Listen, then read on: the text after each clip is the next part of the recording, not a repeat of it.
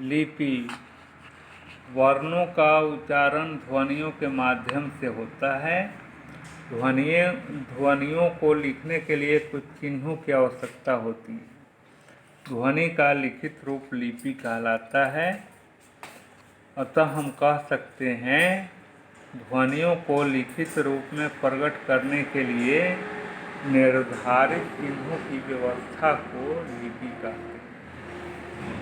कुछ भाषाएं और लिपियां।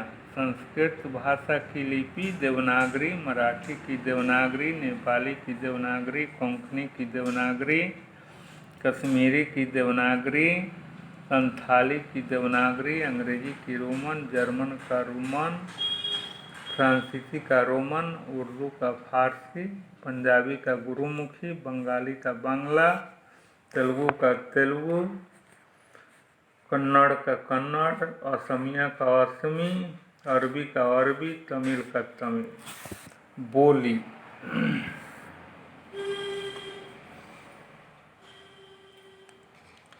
बोली भाषा का स्थानीय या क्षेत्रीय रूप होता है।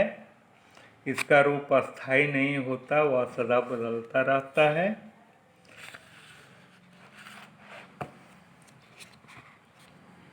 बोलियों को निम्नलिखित उपभाषाओं में बांटा गया है।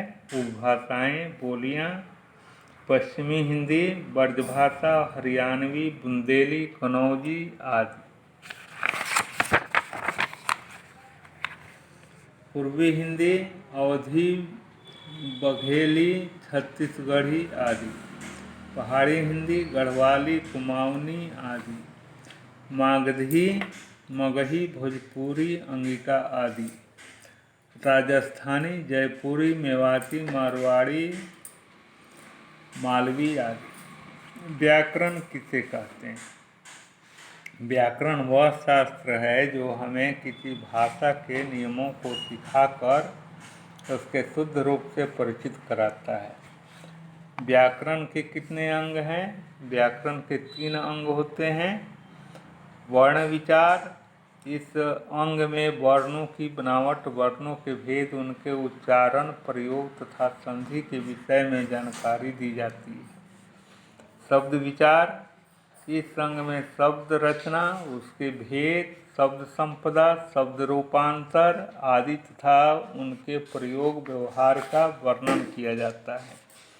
वाक्य विचार: इस अंग में वाक्य और उसके अंग, पदबंध, बनावट, भेद, वाक्य विश्लेषण, पद परिचय, शुद्धता, विराम चिन्ह आदि का ज्ञान मिलता है।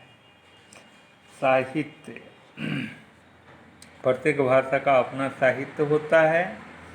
साहित्य को समाज का दर्पण भी कहा जाता है। गद्य साहित्य: सामान्य बोलचाल की भाषा में अपने विचार व्यक्त करना गद्य है। इसके अंतर्गत निबंध, अनुच्छेद, कहानी, पत्र, संस्मरण, उपन्यास, नाटक और एकांकी आदि आते हैं। पद्य साहित्य: जब कोई साहित्यकार तुकबंदी अथवा लय द्वारा अपने विचारों को प्रकट करता है उसे पद्य कहा जाता है।